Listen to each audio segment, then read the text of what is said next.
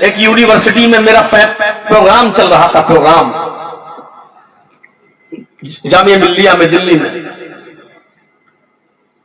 تو وہاں لڑکے لڑکیاں ایک ساتھ بیٹھے ہوئے تھے، تو میں نے یہ منع تو نہیں کر پاؤں گا، آج کل فیشن ایسا ہے، تو میں نے یہ کہا کہ ایسا کرو کہ لڑکے ایک طرف ہو جائیں، لڑکیاں ایک طرف ہو جائیں، ایک ساتھ نہ بیٹھیں۔ بہرحال وہ ہماری بات مان لی گئی اور الگ الگ ہو گئے، لیکن پردہ نہیں تھا۔ ہم نے اپنی بات کہہ دی تو ایک سب، لیکن وہاں جو فنکشن تھا، ارلی فنکشن، اس میں ایک لڑکی نے آ کر اسپیچ دی، وہ اللہ بہتر جانے کون تھی، خیر مسلمان تو نہیں تھی، لیکن وہ تھی بڑے گرم ہاٹ کپڑے پہنے ہوئے، جینس وینس ٹائٹ وائٹ، اور اس نے بڑے عجیب طریقے سے اسٹائل میں تقریر کرتے ہوئے، اسپیچ دیتے ہوئے 5 منٹ میں اس نے ہمارے اوپر جوتے مارے بہت زیادہ۔ اسپیچ میں اشارہ ہے آج کل یہ روڑی وادی سوچ ہے، ایسی سوچ ہے، لڑکے اور لڑکیوں کو ایک ساتھ بٹھانے پہ ایسا ہوتا ہے، زمانہ بہت تیزی کے ساتھ آگے بڑھ رہا ہے۔ پہلے 4 مہینے میں آدمی سعودی عرب پہنچتا تھا، گھوڑے اور اونٹ پہ بیٹھ کے، پانی کے جہاز پہ سفر کرتا ہوا تو 20 دن میں جاتا تھا، آج 4 گھنٹے میں پہنچ جاتا ہے۔ ترقی کا دور ہے، زمانہ بہت تیزی کے ساتھ ترقی کر رہا ہے۔ اسلام، پھر اس نے کہا کہ دھرم بھی پرانے ہو جاتے ہیں، ہندو دھرم اتنا پرانا، عیسائی دھرم اتنا پرانا، اسلام دھرم 1400 سال پرانا۔ اس سے ہم اندازہ نہیں لگا پائے، اس نے سب دھرموں کا نام لیا تو ہم نہیں سمجھ پائے کہ وہ کون ہے، تو اس نے سب دھرموں کا نام لیا۔ تو اسلام کو بھی، ہر دھرم کو بھی اب موجودہ دور کے حساب سے بدلنا چاہیے، کیونکہ پرانی چیزیں بدل کر نئی چیزیں آتی ہیں۔ اس نے کہا یہ مائک جب پرانا ہو جاتا ہے تو نیا مائک آتا ہے، پرانی کرسیاں جب پرانی ہو جاتی ہیں تو نئی کرسیاں آتی ہیں، ٹیبل جب پرانی ہو جاتی ہے تو نئی ٹیبل آتی ہے، ہر پرانی چیز کو گھر سے ہٹا کر نئی چیز کو لایا جاتا ہے۔ لہٰذا اسلام بھی 1400 سال پرانا ہو گیا، کرسچن بھی 5000 سال پرانا ہو گیا، 2000 سال پرانا ہو گیا، یہودیت بھی بہت زیادہ پرانی ہو گئی۔ اس نے ایسی ایسی تقریر کی، اور میں سوچنے لگا کہ اس کو کیا جواب دوں، کیونکہ میری تقریر تو بعد میں ہی ہونا تھی۔ دماغ بنایا، کچھ ڈھونڈا، اب اتنی ارجنٹ وہیں بیٹھے بیٹھے کہاں سے دماغ بناؤں، اور جوتی تو مار گئی۔ بہرحال لاسٹ میں جب ہمیں بولنے کا ٹائم ملا تو 10 منٹ کا ٹائم ہمارے لیے بھی تھا، تو میں نے کہا، بچوں کو مشورہ دیا کہ اللہ تعالیٰ آپ کو پڑھائے لکھائے، جس مقصد کے لیے آپ آئے ہیں آپ کو کامیابی دے، بول کے علم کے اوپر بول کے پھر ہم اس ٹاپک پہ آ گئے کہ ابھی ہماری ایک بہن آئی تھی، ہماری سسٹر تھی، اس نے تو دھرم ہی کو بدلنے کی بات کہہ دی۔ میں نے کہا دھرم ہمیشہ انسان کو بدلتے ہیں، اور دھرم نہ ہو تو ہم انسان نہ رہیں۔ دھرم ہمیں انسانیت سکھلاتے ہیں، وہ کوئی بھی دھرم ہو، جس دھرم کے اندر انسانیت نہیں ہے وہ دھرم نہیں رہتا ہے۔ میں نے کہا کہ ایک بات ہماری سسٹر نے بہت اچھی کہی ہے کہ پرانی چیزیں بدل کر نئی چیزیں آتی ہیں، اس لیے اسلام کو بھی جو 1400 سال پرانا ہو چکا ہے اس کو بھی اب بدل کر نئے سسٹم پر لاگو کرنا چاہیے۔ وہ کیا ہے، بلاత్కాر ریپ کرنے والے کو سزا دو، سنسار کر دو، پتھروں سے مار مار کے، چور کے ہاتھ کاٹ ڈالو، یہ کوئی سزا ہے؟ ہاتھ کاٹنے کے بعد وہ آدمی سماج کے لیے بوجھ بن جائے گا، پھر کمانے کے لائق نہیں رہے گا۔ ہم نے یہ باتیں آپ نے کہی ہیں، لیکن میری سسٹر، میں آپ کو بتا دینا چاہتا ہوں کہ یہ دنیاوی چیزیں بدلی جا سکتی ہیں، قدرتی چیزیں نہیں بدلی جا سکتی ہیں۔ ایک ایگزامپل، ایک مثال دے دیجئے، ہماری وہ سسٹر ایسی بیٹھی تھی سامنے، ہماری یہ میری سسٹر، ایک ایگزامپل دے دیں ہمیں کہ کوئی بھی پرانی چیز جو قدرتی طور پر پرانی ہو آج اس کو بدل کر نیا کیا جا سکتا ہو۔ میں نے کہا میڈم، سورج جب سے نکلنا شروع ہوا ہے پہلے دن سے آج تک ایسٹ سے نکلتا ہے اور ویسٹ میں چھپتا ہے، پورب سے نکلتا ہے اور پشچم میں ڈوبتا ہے، یہ تو اسلام سے بھی زیادہ پرانا ہو چکا ہے۔ اب آپ کے حساب سے اس نیم میں چینجنگ آنی چاہیے، اب سورج کو پشچم سے نکل کر پورب میں ڈوبنا چاہیے۔ ہم نے کہا میڈم ہم نے ہمیشہ یہ دیکھا ہے آم کے پیڑ میں آم، انگور کی بیل میں انگور، تربوز کے بیج سے تربوز پیدا ہوتا ہے. یہ سسٹم بھی بہت پرانا ہو چکا ہے. اب گورنمنٹ سے کہیے کہ آم سے امرود اور امرود سے انگور اور انگور سے کھجور اور کھجور سے تربوز پیدا ہو. یہ سسٹم بہت پرانا ہو چکا ہے. ہم نے کہا سسٹر ہم نے شروع سے یہ دیکھا ہے گائے بچڑا دیتی ہے، بھینس بھی بچڑا دیتی ہے، اور مرغی انڈا دیتی ہے، کبوتری انڈا دیتی ہے. ہم نے کہا یہ سسٹم بھی بہت پرانا ہو چکا ہے.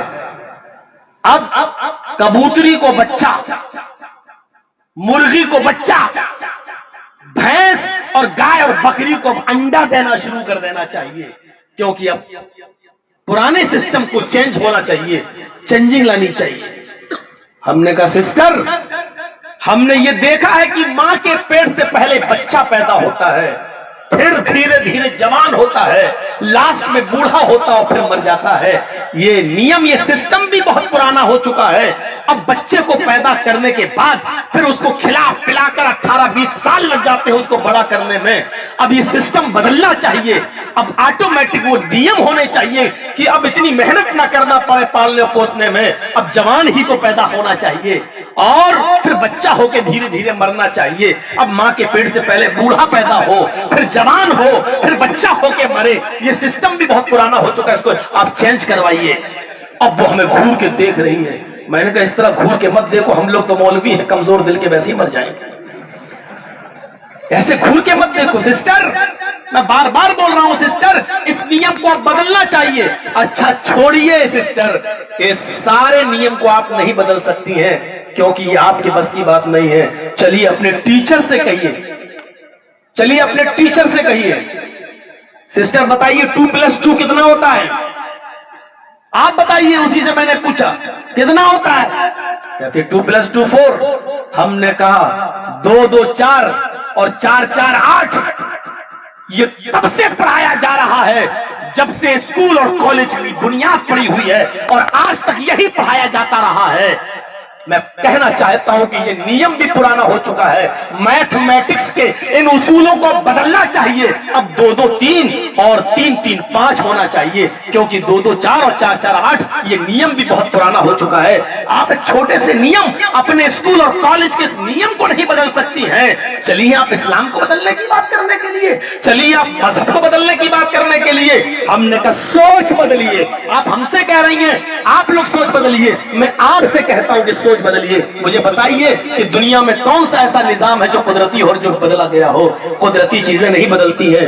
اور مجھے کہنا پڑتا ہے کہ اسلام بھی قدرتی مذہب ہے، اسلام بھی قدرت کی طرف سے اتارا ہوا ہے، اللہ کی طرف سے نازل کیا ہوا دین ہے، اس لیے یہ بھی نہیں بدلا جا سکتا ہے. انسانوں کی بنائی ہوئی چیزیں بدلی جا سکتی ہیں لیکن اللہ کی تبارک و تعالیٰ کی طرف سے نازل کی ہوئی چیزیں نہیں بدلی جا سکتی. تو سوچ بدلیے. جن کپڑوں کو آپ فیشن کہتے ہو نا، اللہ کے نبی نے اس کپڑے کو کیا کہا ہے سنیے. نساء کاسیات عاریات، نساء کاسیات عاریات مائلات وممیلات. قیامت سے پہلے تم ایک زمانہ دیکھو گے، قیامت سے پہلے تم اس دنیا میں یہ منظر دیکھو گے. عورتیں تمہیں نظر آئیں گی، لڑکیاں تمہیں نظر آئیں گی. کاسیات کہنے کو وہ کپڑے پہنے ہوئے ہوں گی، برائے نام ان کے جسم پر کپڑے ہوں گے، کہنے کے لیے تو وہ کچھ نہ کچھ پہنے ہوں گی. عاریات لیکن کپڑا پہننے کے باوجود وہ ننگی ہوں گی، کپڑا پہننے کے باوجود وہ برہنہ ہوں گی. جو کپڑے وہ پہنے ہوئے ہوں گی وہ کہلوانے کو کپڑے پہنے ہوں گی، لیکن حقیقت میں وہ کپڑے نہیں ہوں گے، کپڑا پہننے کے باوجود وہ ننگی کہلائی جائیں گی۔ جس کو ہم فیشن کہہ رہے ہیں، محمد رسول اللہ اس فیشن کو ننگا پن، عریاں، نیوٹ کہہ رہے ہیں کہ وہ بظاہر تو کپڑا پہنے ہوئے ہوں گی لیکن کپڑا نہیں ہوگا، وہ ننگی ہوں گی، برہنہ ہوں گی، مائلات و ممیلات، اتنا میک اپ کر کے نکلیں گی، اتنا کریم پاؤڈر پرفیوم لگا کر وہ گھروں سے باہر جائیں گی کہ ان کو دیکھتے ہی لڑکوں کے دل پھسلنے لگیں گے، ان کی طرف مائل ہونے لگیں گے، اور وہ بھی لڑکوں کی طرف جھکنے لگیں گی، یعنی عشق و معاشقہ ہوگا، یعنی یہ چیز عام ہو جائے گی، لڑکے ان کی طرف بڑھیں گے اور وہ لڑکوں کی طرف، لڑکے ان کی طرف جھکیں گے وہ لڑکوں کی طرف۔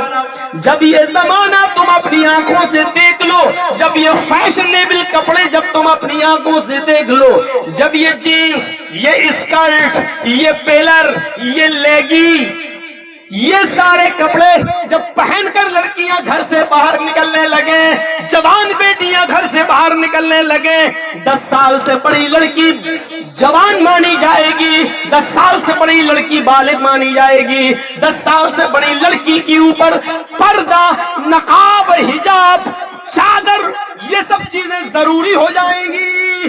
10 سال سے نیچے تو چلے گا لیکن 10 سال کے بعد گنجائش نہیں ہے، اسلام کے حکام 10 سال کے اوپر لاگو ہونے لگتے ہیں۔ فرمایا جب تمہارا بیٹا 7 سال کا ہو تو نماز کا حکم دو، کبھی پڑھے گا کبھی چھوڑے گا، جب 10 سال کا ہو اور نماز نہ پڑھے تو مار مار کے لے جاؤ، پیٹو، یعنی 10 سال کے بعد عبادت، نماز، روزہ، یہ سب اس کے اوپر فرض ہو جاتا ہے، تو لڑکیوں پر 10 سال کے بعد پردہ بھی فرض ہو جائے گا۔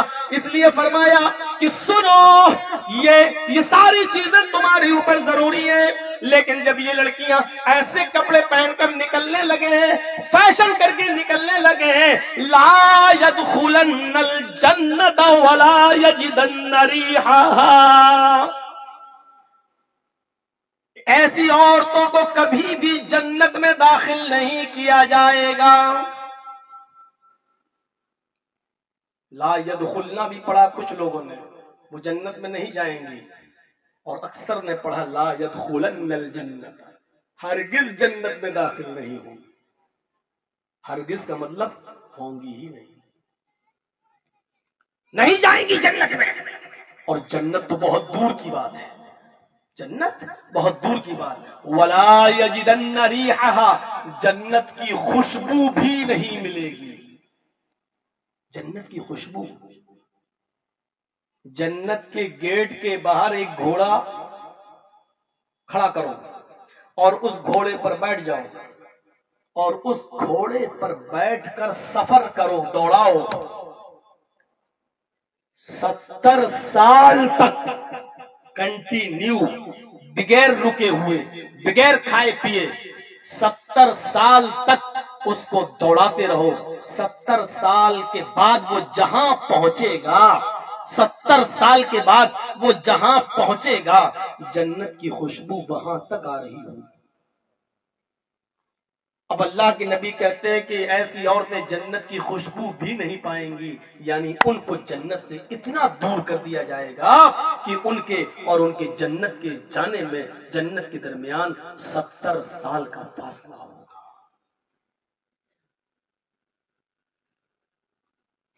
صرف سنا ہی رہے ہیں، عمل تو ہونا نہیں۔ کل صبح ہماری بچیاں پہنیں گی وہی جو پہنتی آئی ہیں، ہماری عورتیں کپڑے وہی پہنیں گی جو پہنتی آئی ہیں، ان میں چینجنگ نہیں ہوگی۔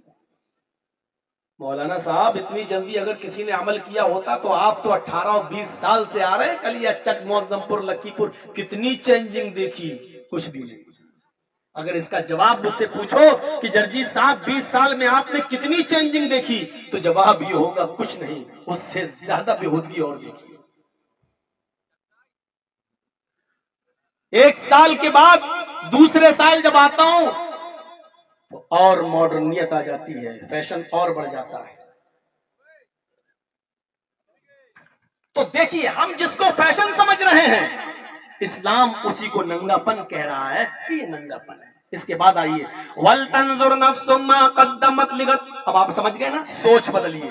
جب سوچ بدلیں گے تب ما قدمت لغد، ہر انسان کو غور کرنا چاہیے کہ اس نے کل کے لیے کون سی تیاری کی ہے، کل یعنی قیامت کے دن کے لیے کون سا عمل کیا ہے. کیا سوچنا چاہیے؟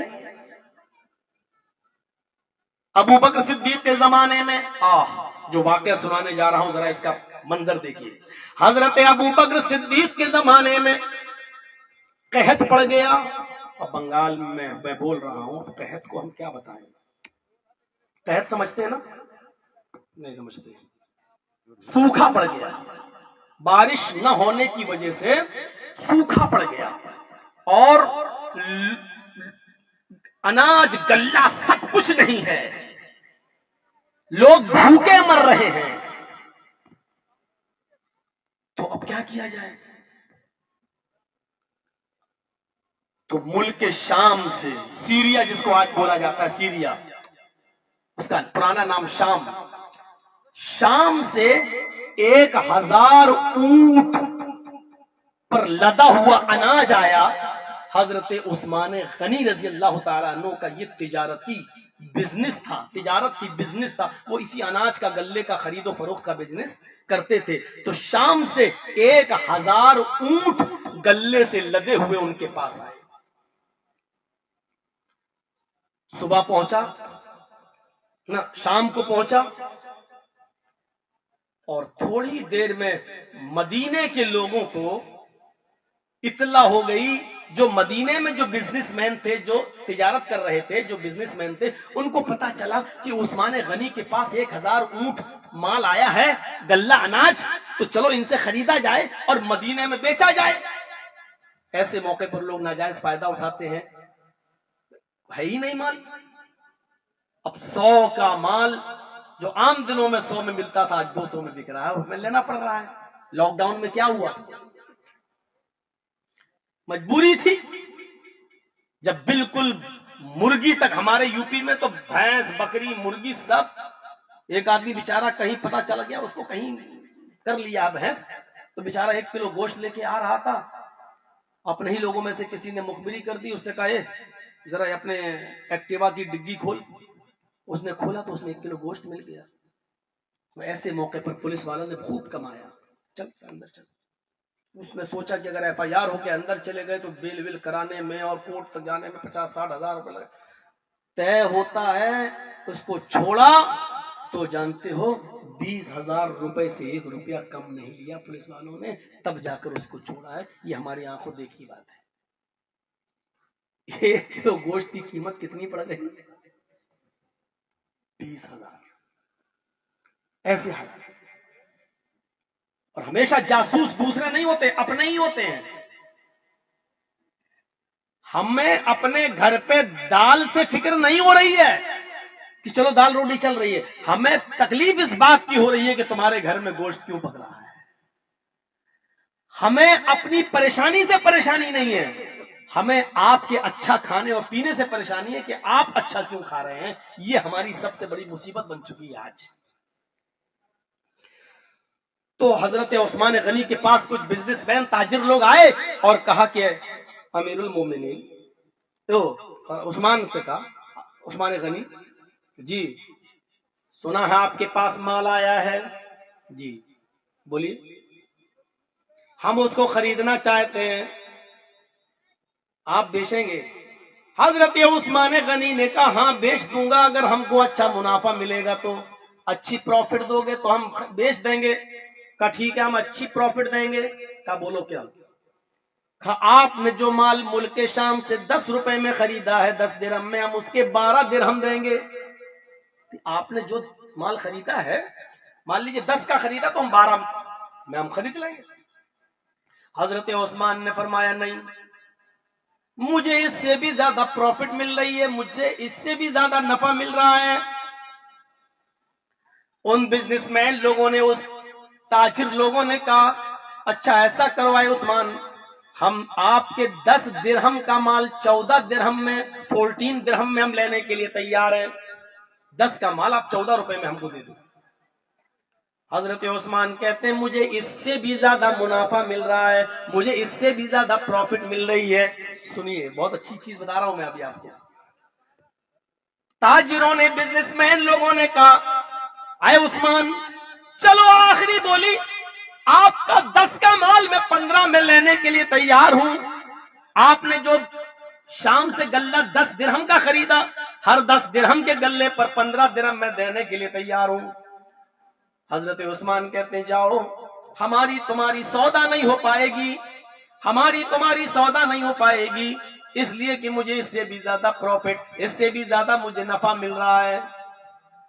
ان تاجروں نے کھڑے ہو گئے اور جانے لگے، لیکن جاتے جاتے کہنے لگے اے عثمان مدینے کے سارے تاجر آپ کے گھر میں موجود ہیں، مدینے میں جو بزنس کرتے ہیں وہ سارے لوگ یہاں موجود ہیں، مجھے نہیں معلوم کہ ہم سے زیادہ آپ کو پروفٹ کون دے رہا ہے۔ 10 سے کا مال 15 میں ہم لینے کے لیے تیار ہیں، اور آپ کہہ رہے ہیں مجھے اس سے بھی زیادہ پروفٹ مل رہا ہے، نفع مل رہا ہے، جبکہ خریدنے والے مدینے کے سارے تاجر تو یہی موجود ہیں۔ پھر مجھے بتاؤ کہ 10 کا مال 15 میں ہم لے رہے ہیں، 15 سے زیادہ آپ کو پروفٹ مدد کون دے رہا ہے، کون دے رہا ہے منافع؟ حضرت عثمان نے کہا تم 10 کا مال 15 میں لے رہے ہو اور مجھے 1 درہم کا مال 10 درہم میں دکھ رہا، لینے والا دکھ رہا ہے۔ 1 درہم کا مال 10 درہم میں لینے والا، اس کا مطلب 10 کا مال 100 درہم میں، یعنی 10 گنا۔ کہاں کا کون دے رہا ہے؟ حضرت عثمان نے کہا میرا رب، میرا اللہ کہہ رہا ہے جو اللہ کی راہ میں، میری راہ میں 1 درہم خرچ کرے گا ہم اس کو 10 گنا زیادہ دیں گے، یعنی 10 درہم کا ثواب دیں گے۔ ہم نے یہ 1000 گلے سے لدے ہوئے اور اناج سے لدے ہوئے یہ اونٹ ہم غریبوں اور مسکینوں میں فری میں تقسیم کریں گے، ان کے گھروں میں چولہا جلے گا، ان کے گھروں میں اناج جائے گا، ان کے بچے کھائیں گے پیئیں گے، اور میرے ایک درہم پر اللہ 10 درہم کا ثواب ہمیں دے گا، یعنی 10 گنا نیکی مجھے ملے گی۔ مجھے یہاں نہیں آخرت میں چاہیے، مجھے یہاں نہیں آخرت میں چاہیے، مجھے دنیا میں اس کا انعام نہیں، آخرت میں مجھے انعام چاہیے۔ حضرت عثمان غنی نے اپنے سارے اونٹوں کو راہ خدا میں تقسیم کر دیا، غلہ راہ خدا میں تقسیم کر دیا، 1 درہم کا مال 10 درہم کے برابر ثواب۔ غور کرو، اب دیکھیے سارے 1000 اونٹ جو مال سے لدے ہوئے تھے حضرت عثمان نے دے دیا، اور کیا کہا مجھے اس کا انعام دنیا میں نہیں آخرت میں چاہیے، آخرت میں چاہیے۔ اب آخرت میں چاہیے کا مطلب وَلْتَنْظُرْ نَفْسٌ مَا قَدَّمَتْ لِغَدٍ، ہر انسان کو سوچنا چاہیے کہ اس نے کل قیامت کے دن کے لیے کیا کیا ہے، کون سی تیاری کی ہے۔ یہ تیاری ہوتی ہے قیامت کے دن کے لیے جو حضرت عثمان نے کی۔ 10 کا مال 15 میں بک رہا تھا، سوچو 1000 اونٹوں پر لدا ہوا غلہ کتنے میں جاتا، کتنے میں جاتا، لیکن حضرت عثمان غنی نے کچھ نہیں لیا اور سارا مال تقسیم کر دیا، اور کہا کہ اللہ مجھے 1 کے بدلے میں 10 دے رہا ہے، 10 گنا دے رہا ہے، تو ہم سارا مال اللہ کی راہ میں خرچ کرنا چاہتے ہیں، اور کر دیا، پیچھا نہیں۔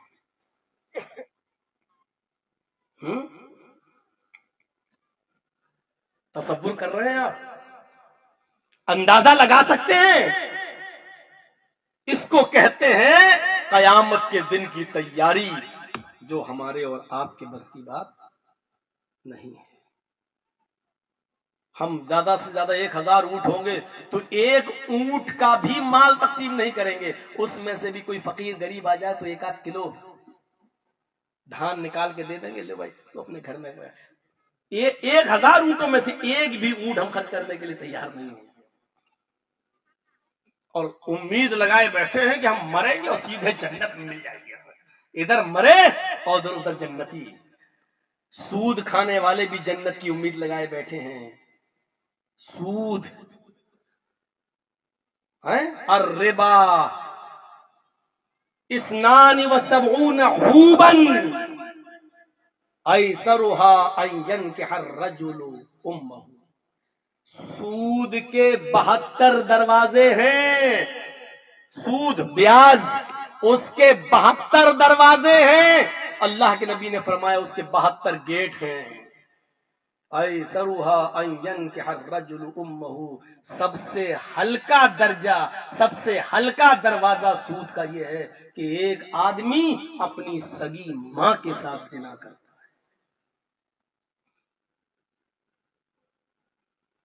سگی ماں کے ساتھ زنا کرنے پر جو گناہ اس کو ملے گا، یہ سود اور بیاج کے کھانے والے کا 72 گناہوں میں سے سب سے ہلکا عذاب ہوگا۔ اب سوچو کہ پھر 71 عذاب اس سے بڑے بڑے اور کیا ہوں گے؟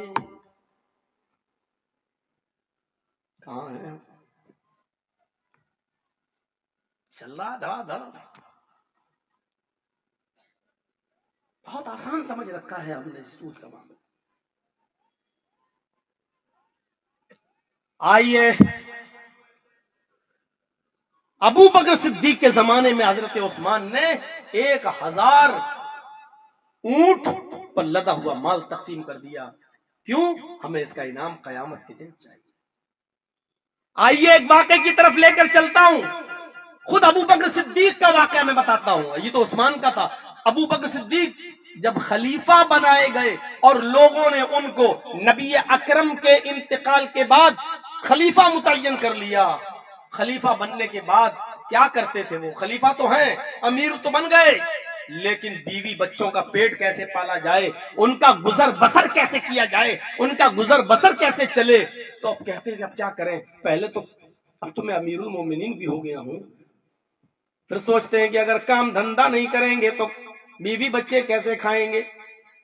کپڑے کی گٹھری تیار کرتے اور اس کو اپنے سر پہ اٹھا کر لاد کر گلی گلی جاتے، آواز لگاتے کپڑا کپڑا کپڑا، کپڑے بیچتے، کپڑے کی فروخت کرتے، کپڑا بیچتے اور خریدتے بھی اور فروخت بھی کرتے۔ لوگوں میں یہ تہلکہ مچ گیا، اب یہ اگر کام ہی کریں گے تو ہمارے مقدمے کون سنے گا؟ جب یہ کام ہی کریں گے تو ہماری فریاد کون سنے گا؟ جب یہ دن بھر اپنا بزنس دیکھیں گے تو ان کو پھر ہماری باتیں کون سنے گا؟ ان کو امیر بنانے سے پھر فائدہ کیا ہوا؟ امیر تو اس لیے بنایا جاتا ہے تاکہ وہ لوگوں کی فریادیں سنے، لوگوں کی شکایتیں سنے اور ان کو دور کرے۔ میٹنگ ہوتی ہے، حضرت عمر فاروق رضی اللہ تعالیٰ عنہ نے کہا آپ ابھی بھی کپڑا بیچ رہے ہیں؟ فرمایا اگر کپڑا نہیں بیچیں گے، اگر تم کپڑا بیچو گے، عمر فاروق نے کہا اگر آپ کپڑا بیچو گے، دن بھر کام کرو گے تو لوگوں کی شکایتیں کون سنے گا؟ حضرت ابو بکر نے جواب دیا اگر میں کام نہیں کروں گا تو بیوی بچوں کے لیے گزر بسر کا انتظام کہاں سے ہوگا؟ اچھا ٹھیک ہے، آپ کو بیت المال سے، جو سرکاری خزانہ ہوتا ہے، بیت المال سے آپ کو وظیفہ ملے گا ہر مہینے۔ ایک وظیفہ متعین کر دیا کہ آپ کو کام کرنے کی ضرورت نہیں ہے، آپ کو اتنا اتنا وظیفہ، ٹھیک ہے۔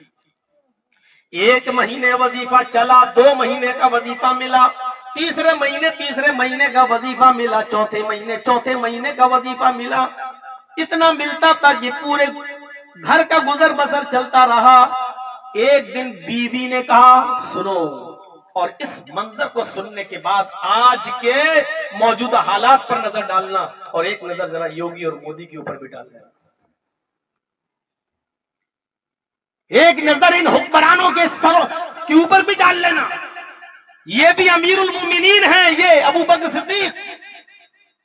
وظیفہ ملنا اتنا ملتا تھا کہ گھر کا گزر بسر ختم، اگلے مہینے پھر ملا، پھر پورے مہینے چلا، ختم۔ چوتھے مہینے تک وظیفہ ملا اور چوتھے مہینے کے بعد بیوی نے کہا، چوتھے مہینے کا وظیفہ آ گیا، بیوی نے کہا آپ کو معلوم ہے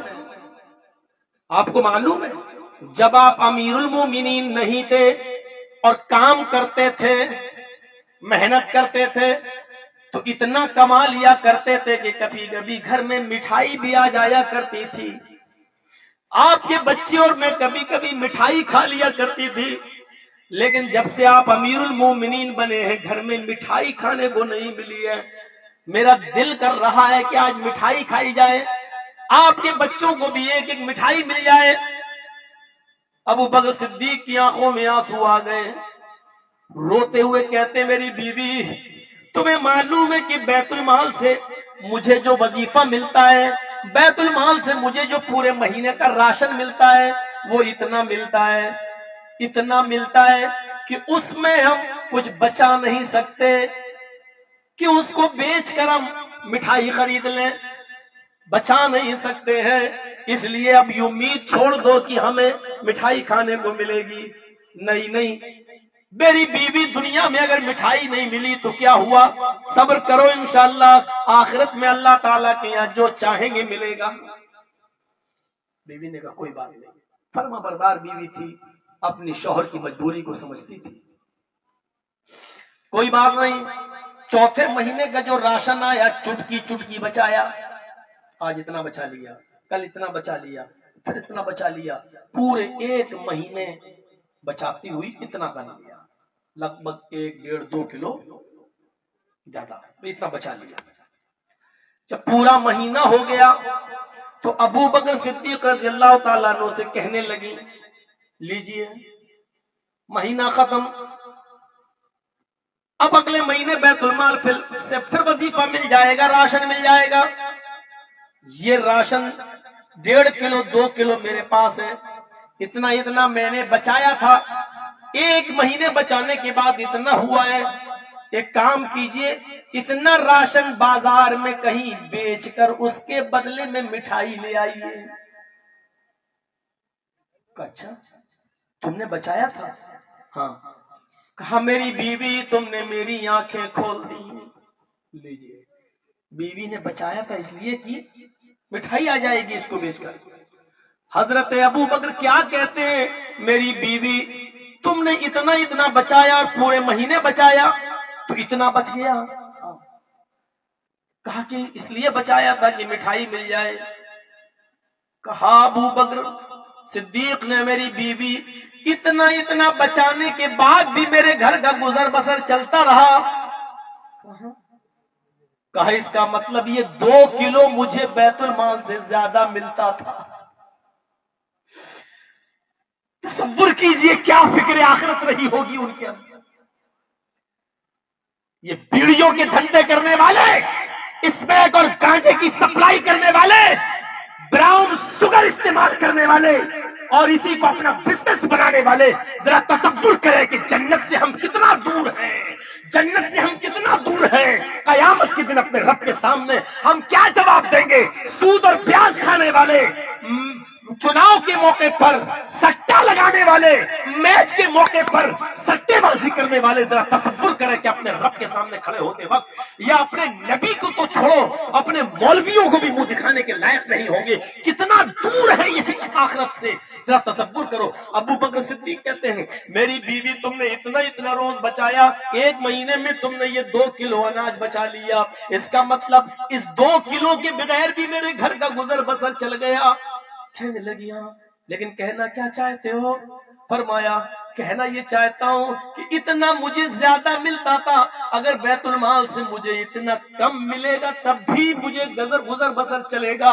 جاتے ہیں اور بیت المال میں وہ 2 کلو اناج جمع کر دیتے ہیں اور بیت المال کے کیشیئر سے کہتے ہیں کہ جتنا تم مجھے پورے مہینے کا راشن دیتے ہو اس میں سے 2 کلو کم کر لو, اتنا کم کر لو, اب مجھے اتنا کم دیا کرنا کیونکہ میرے گھر کا گزر بسر اتنے کم میں بھی چل گیا. گھر پہ آئی, بیوی نے کہا مٹھائی لائے؟ کہا نہیں. کہا وہ 2 کلو اناج کہاں گیا؟ کہا بیت المال میں جمع کر دیا. کہا کیوں؟ کہا میری بیوی یہ سارے مسلمانوں کی امانت ہے, تیرے شوہر کو مسلمانوں کی امانت میں خیانت کرنا منظور نہیں تھا. مر جانا بس مجھے پسند ہے لیکن خیانت کرنا پسند نہیں ہے. کل مجھے قیامت کے دن اپنے رب کو جواب دینا ہے. سوچئے یہ تھی آخرت کی فکر. وَلْتَنْظُرْ نَفْسٌ مَا قَدَّمَتْ لِغَدٍ, ہر انسان کو سوچنا چاہیے کہ کل قیامت کے دن کے لیے اس نے کون سی تیاری کی ہے. اس منظر کو دیکھنے کے بعد ہم ذرا اپنے آپ غور کریں, ہم کہاں کھڑے ہیں, ہماری حیثیت کیا ہے، ہم کہاں کھڑے ہیں، ہم اپنے آپ کو مسلمان کہہ سکتے ہیں؟ ذرا سوچو، ابو بکر صدیق کی اس واقعے کو سننے کے بعد ہم اپنا اندازہ لگا کر دیکھیں کہ ہمارا اسٹینڈ کیا ہے، ہم کہاں کھڑے ہیں۔ کیا ہم ان کے پیروں میں لگی ہوئی مٹی اور دھول کا بھی مقابلہ کر سکتے ہیں؟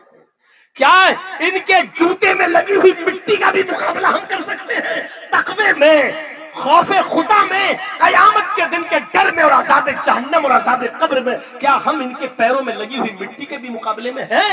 ذرا تصور کرو کہ ہماری حیثیت کیا ہے، ہم کہاں کھڑے ہیں۔ ہر آدمی کو سوچنا چاہیے، یہ احساس اپنے اندر کرنا چاہیے، کیونکہ مرنا فیکٹ ہے، یہ سچ ہے کہ مرنا ہے، یہ فیکٹ ہے کہ مرنا ہے، یہ سچ ہے کہ مرنا ہے، اور جتنا بڑا یہ سچ ہے اس سے بڑا کوئی سچ نہیں ہے۔ کسی کمیونسٹ کو کھڑا کر کے پوچھو تو وہ اللہ کا انکار تو کر دے گا۔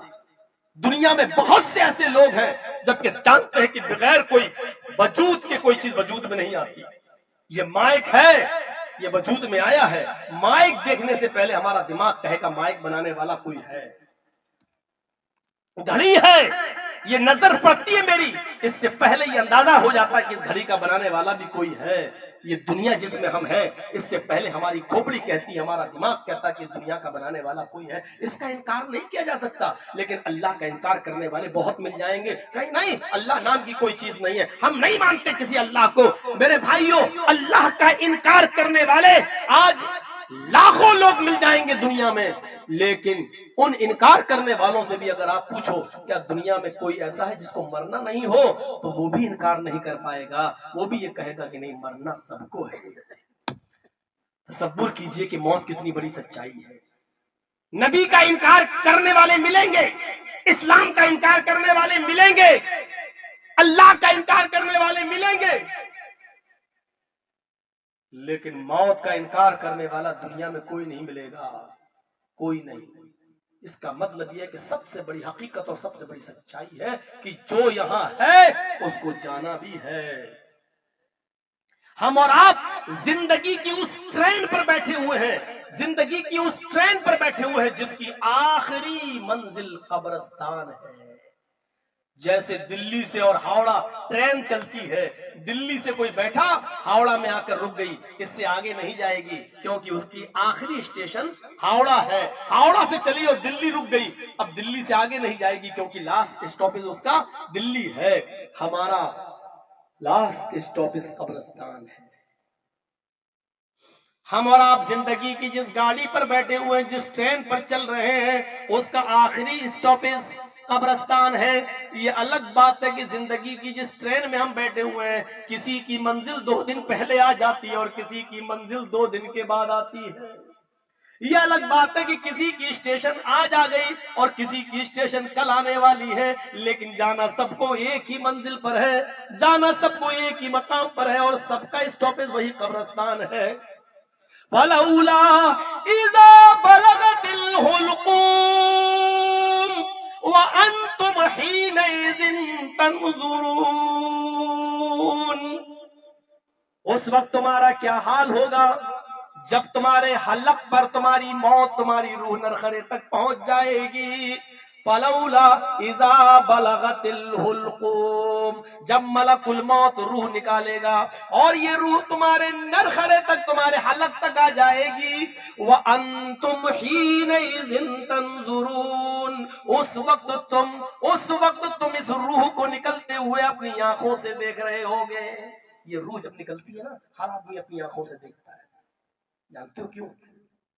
اب سنو، بہت قیمتی چیز، روح جب نکلتی ہے تو سب سے پہلے یہاں سے نکلتی ہے۔ ملک الموت جب کسی کی روح قبض کرتا ہے، روح جب نکالتا ہے تو روح کہاں سے نکلتی ہے؟ سب سے پہلے نیچے سے، پیر کے تلوے سے کھینچتا ہے، روح یہاں تک آتی ہے، کھینچتا ہے یہاں سے تو یہاں تک آتی ہے۔ آپ دیکھیے گا کسی بھی مرنے والے کے پاس بیٹھ کر، سب سے پہلے اس کے نیچے کا حصہ بیکار ہوتا ہے، بے جان ہو جاتا ہے، کام نہیں کرتا، کیونکہ روح یہاں سے نکالی جاتی ہے۔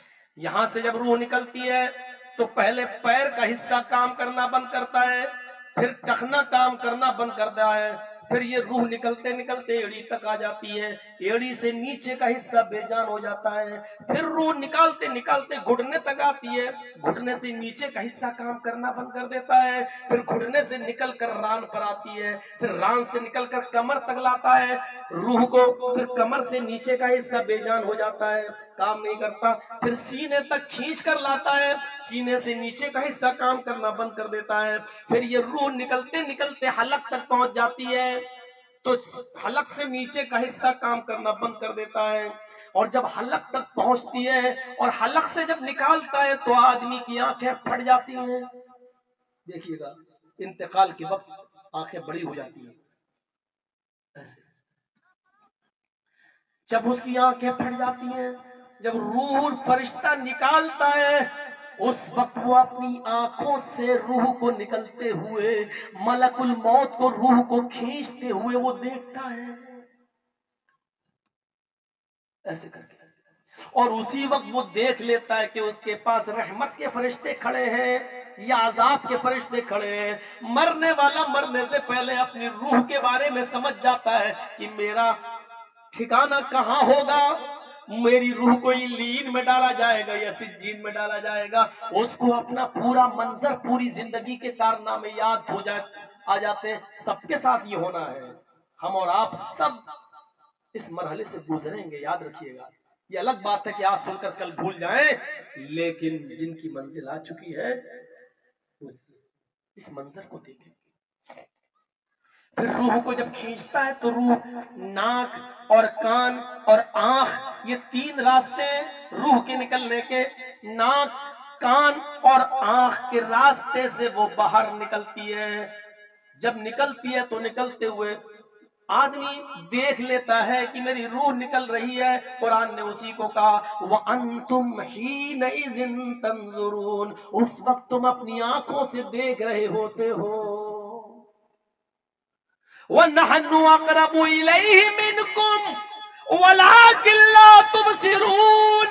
اس آیت پر غور کرو، قرآن کی اس لائن پر غور کرو، وَنَحْنُ أَقْرَبُ إِلَيْهِ مِنْكُمْ، تم سمجھتے ہو کہ مرنے سے پہلے میرے ماں میرے باپ میری اولاد میرے پاس بیٹھی ہے، وہ میرے قریب ہے؟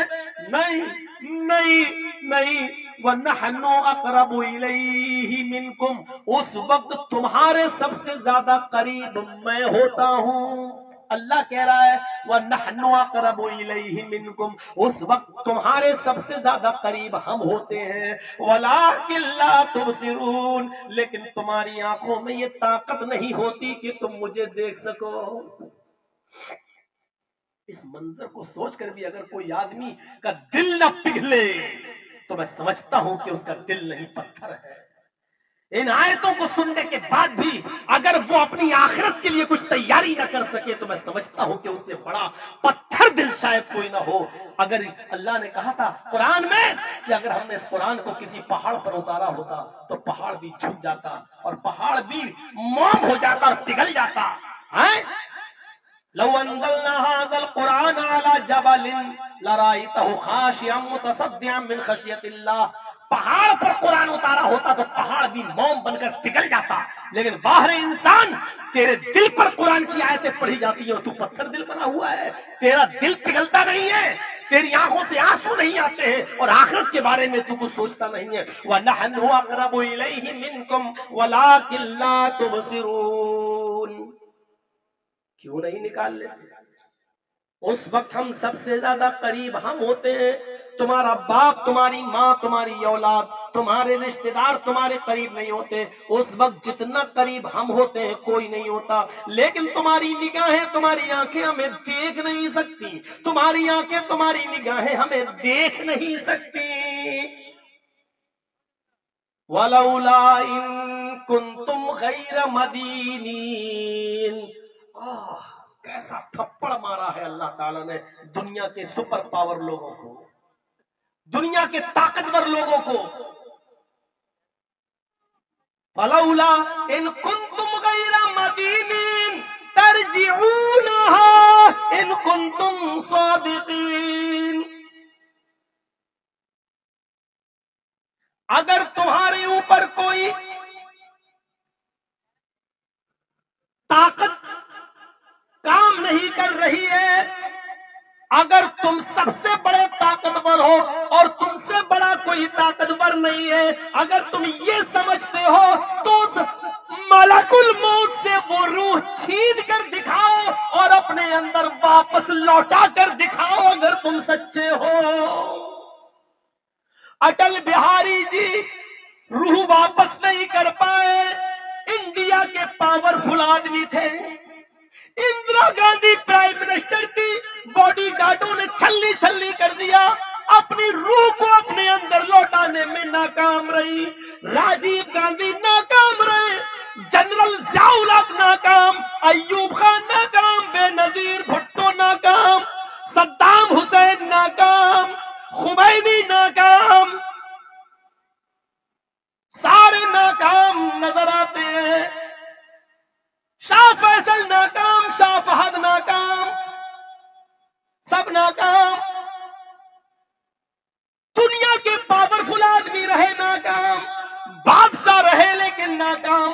وہی اللہ نے کہا اگر تمہارے اوپر کسی بہت بڑی طاقت کا ہاتھ نہیں ہے، تم اپنے آپ ہی کو سب سے بڑا سمجھتے ہو، پاورفل سمجھتے ہو، ترجعونہا ان کنتم صادقین، تم ملک الموت تو روح نکال رہا ہے اور تم اپنی آنکھوں سے دیکھ رہے ہو، اس سے چھین کر دکھاؤ اور اپنے اندر واپس کر کے دکھاؤ۔ دیکھا کسی نے ملک الموت سے روح چھین کر اپنے اندر واپس لے لی، مجھ سے بڑا طاقتور کون ہے اور اس کو بھگایا ہو؟ نہیں، کتنی بڑی، کتنا بڑا تھپڑ مارا ہے اللہ رب العالمین نے۔ ان کنتم صادقین، اگر تم سچے ہو تو اس روح کو لوٹا کر دکھاؤ۔ نہیں، یہیں سے پتا چلتا ہے کہ کوئی ہے ہمارے اوپر اور اسی کو ہم کہتے ہیں اللہ، اسی کا نام ہے سپر پاور، وہی ہے کریٹر آف یونیورس اور وہی ہے ماسٹر آف یونیورس۔ میرے بھائیوں، اسی کو کہا جاتا ہے اور اسی کی چلتی ہے۔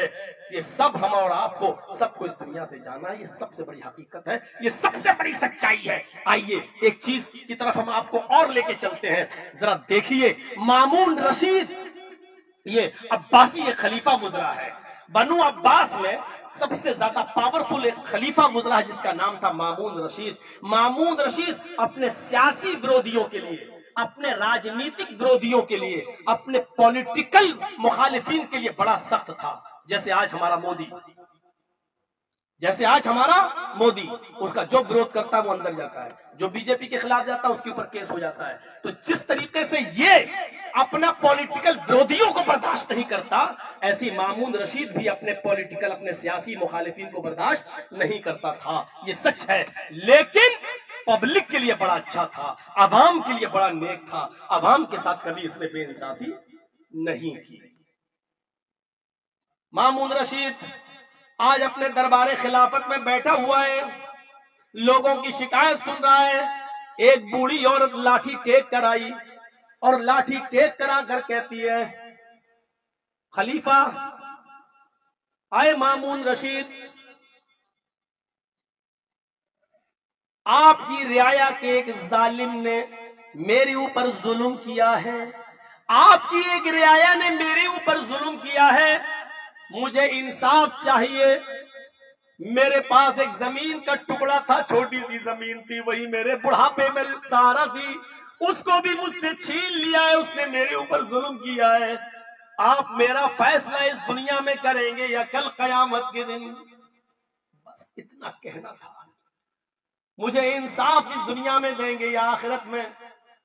مامون رشید نے کہا، ماں تیرے اوپر ظلم کس نے کیا ہے؟ اس کا نام تو بتاؤ۔ بڑھیا کہتی ہے، جو اس وقت آپ کے بغل میں بیٹھا ہوا ہے، آپ کے بغل میں لگی ہوئی کرسی پر جو آپ کے سامنے بیٹھا ہوا ہے، آپ کے بغل میں۔ مامون رشید نے جب اپنے بغل کی طرف کرسی پر بیٹھے ہوئے انسان پر نظر دوڑائی تو وہ خود اس کی اولاد، اس کا بیٹا تھا۔ فرمایا، کیا یہ؟ ہاں، آپ کا بیٹا جس نے مجھ سے میری زمین چھینی اور لاکھ منت ضمانت کرنے کے بعد بھی میری زمین نہیں لوٹائی، آج میں انصاف مانگنے آئی ہوں۔ اگر آج آپ انصاف نہیں کرتے تو کل قیامت کے دن آپ کو انصاف دینا ہوگا۔ مامون رشید نے اپنے وزیر سے کہا، اس کا گریبان پکڑو اور اٹھا کر پبلک میں لے جاؤ، عام لوگ جہاں بیٹھے ہوئے وہاں لے کر جاؤ۔ وزیر نے اس کے مامون رشید کے بیٹے کو پکڑا اور وہاں کھڑا کر دیا۔ اب کہا آئے میرے بیٹے، تم بھی اپنی صفائی میں کچھ کہنا چاہتے ہو تو کہو، بڑھیا تو اپنی بات کہہ چکی ہے، کیا تمہیں بھی کچھ جواب دینا ہے؟ یہ اٹک اٹک کر بول رہا تھا، دھیرے دھیرے بول رہا تھا، لیکن سچ کی آواز تیز ہوتی ہے۔ بڑھیا چیخ چیخ کر بولتی رہی۔ سپاہیوں نے ڈانٹا کہ امی مامون رشید کے سامنے، خلیفہ کے سامنے تم اتنی تیز آواز میں کیوں بول رہی ہو؟ بادشاہ خلیفہ کے سامنے اور تم بوڑھی ہو کر اتنے تیز بولتی ہو۔ مامون رشید نے کہا بولنے دو اسے، یہ اس کی سچائی کی آواز ہے جس کو دبایا نہیں جا سکتا ہے۔ بول بول ماں بول۔ وہ بولتی چلی گئی اور اس نے اپنی دلیلیں پیش کی، اور مامون رشید کے بیٹے نے فوراً اس بات کو قبول کر لیا کہ ہاں میں نے اس کی زمین کو ہتھیایا ہے، لیا ہے، یہ کیا کرے گی، آج نہیں تو کل مر جائے گی، اس کی زمین کا کیا ہوگا، اس لیے ہم نے لے لی ہے۔ اس بڑھیا کو اس کی زمین لوٹائی، اپنے بیٹے پر کوڑے برسوائے اور انصاف کروایا۔ جو شخص کبھی سیاسی مخالفین کو نہیں چھوڑتا تھا لیکن آج اپنے بیٹے کو سزا دے رہا ہے، یہ کیوں؟ کیونکہ مامون رشید کو معلوم تھا کہ اس بڑھیا نے جو بات کہی تھی وہ بڑی خطرناک بات تھی کہ میرا انصاف یہاں کرو گے یا کل قیامت کے دن کرو گے۔ اس جملے نے مامون رشید کو جھنجھوڑ کے رکھ دیا ہے، توڑ کے رکھ دیا ہے، اور کہا نہیں اسی دنیا میں تیرا انصاف ہوگا۔ ملک شاہ سلجوقی کی سواری ایک پل سے گزر رہی تھی، ملک شاہ سلجوقی کی سواری ایک پل سے گزر رہی تھی کہ بڑھیا لاٹھی ٹیک کر کھڑی ہو کر کہتی ہے آئے شاہ سلجوقی، آئے بادشاہ، میرا اور تیرا فیصلہ اس پل پر ہوگا یا کل قیامت کے دن پل صراط پر ہوگا، بتا یہاں انصاف کرے گا یا کل قیامت کے دن۔ بادشاہ سلجوقی اترتا ہے اپنے گھوڑے سے اور اس بڑھیا کے پاس آ کر کہتا ماں اس پل صراط پر کس کی ہمت ہے جو فیصلہ کر سکے، تیرا فیصلہ اسی پل صراط پر ہوگا، بتا کیا پرابلم ہے۔ کہا آپ کے سپاہیوں نے کھیت میں چرنے والی ایک گائے پکڑ کر لے کر اس کو ذبح کر دی ہے اور کھا گئے ہیں سب لوگ مل کر۔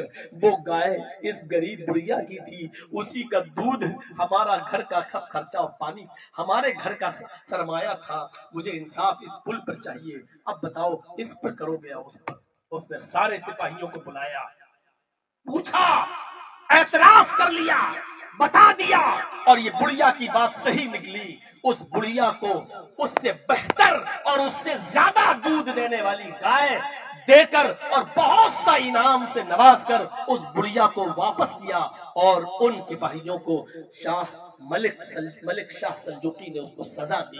تو میرے پیارے ساتھیوں، ہمیں یہ احساس کرنا پڑے گا کہ جب کسی کے سامنے آخرت کا نام آئے تو اس کا کانپ جانا چاہیے اس کا دل، کیونکہ اس دنیا میں انصاف اگر یہاں نہیں کرو گے تو یقین مانیے وہاں ضرور تمہیں دینا پڑے گا۔ اگر ہمارا عقیدہ ہے قیامت کے دن کے بارے میں، یہ ہونا ہے، یہ ہونا ہے، کیونکہ ایسی دنیا ماننا پڑے گی جہاں پورا پورا انصاف ملے۔ آپ کو معلوم ہے ہٹلر نے کتنے لوگوں کو مارا ہے؟ لاکھوں یہودیوں کا قتل کیا ہے، اس کے بعد ہٹلر کو بھی مارا گیا، ہٹلر کو مارا گیا۔ جانتے ہو جس نے بھی ہٹلر کو مارا یہ ہٹلر کی سزا نہیں ہوئی ہے، کیونکہ اس نے کئی لاکھ یہودیوں کا قتل کیا تھا، اور ایک ہٹلر کو مار دینے سے لاکھوں یہودیوں کے قتل کی سزا پوری نہیں ہوئی۔ اگر کئی لاکھ مرتبہ ہٹلر کو زندہ کر کے کئی لاکھ مرتبہ مارا جائے تب بھی ان مقتولوں کی سزا اس کو پوری نہیں مل سکتی ہے۔ اس لیے ایک ایسی عدالت ماننا پڑے گی جہاں انسان کو اس کے جرموں کی پوری پوری سزا ملے، پوری پوری سزا ملے۔ دنیا میں اتنے بہت سے سیاسی گنڈے ہیں، ہے کہ نہیں ہے؟ ایسے بہت سے پولیٹیکل گنڈے ہیں جو گنڈے ہیں لیکن چونکہ چناؤ جیت جاتے ہیں اس لیے حکومت بھی ان کو ٹکٹ دیتی ہے۔ کتنے لوگوں کا مرڈر کیے ہوئے ہیں، کتنے لوگوں کا قتل کیے ہوئے ہیں، خون بہانا ان کے لیے گاجر اور مولی کی طرح کاٹنے کے برابر ہوتا ہے۔ کوئی 20 آدمیوں کا قاتل، کوئی 30 آدمیوں کا قاتل، کوئی 50 آدمیوں کا قاتل، ان کو آپ زیادہ سے زیادہ دنیاوی عدالت میں پیش کر کے کیا سزا دیں گے؟ صرف سزائے موت، پھانسی کی سزا۔ ایک بار سزا دینے کے بعد کیا ان کی سزا پوری ہو گئی؟ نہیں ہو پائے گی پوری، کیونکہ انہوں نے مرڈر کیے ہیں 50 اور پھانسی ان کو دی گئی ایک بار، ابھی 49 قتل کی سزا اور باقی ہے جو دنیا میں کوئی نہیں دے سکتا ہے۔ اس لیے ایک ایسی عدالت ماننا پڑے گی جہاں اس نے دنیا میں جتنے جرم کیے اس کی پوری سزا اس کو ملے، اور وہ کون سی عدالت ہے؟ مالک یوم الدین، وہ قیامت کے دن کا مالک ہے جہاں انسان کو اس کے کرموں کی پوری سزا ملے گی، انعام بھی ملے گا۔ ہم نے کسی کی جان، ایک بچہ سمندر میں ڈوب کے مر رہا تھا، ہم تیرنا جانتے تھے، کوئی نہیں تھا، گئے اور اس کو نکال لیا، بچا لیا، اس کی جان بچ گئی۔ میرے بھائیوں، اب وہ لا کر ہمیں انعام دیتا ہے 1,00,000 2,00,000 10,00,000 روپے 20,00,000 روپے، تو کیا اس نے جان بچانے کی قیمت دے دی؟ کیا کسی انسان کی جان کی قیمت 10,00,000 ہے، 20,00,000 ہے؟ چلو اس نے 50,00,000 دے دیے، تو کیا 50,00,000 میں اس کی جان کی قیمت ہو گئی؟ نہیں۔ کیا کوئی ہم سے کہے جلدی صاحب 50,00,000 روپے ہم تمہارے گھر دے رہے ہیں، چلو تم اپنی جان دے دو، کیا ہم دے دیں گے؟ کسی انسان کی جان کی قیمت 50,00,000 نہیں ہے۔ اس کا مطلب یہ ہے کہ ہم نے کسی کی زندگی بچائی ہے تو اس کا کوئی انعام دنیا میں دے ہی نہیں سکتا ہے، اس لیے اس کا انعام بھی ہمیں پورا کا پورا وہاں ملے گا۔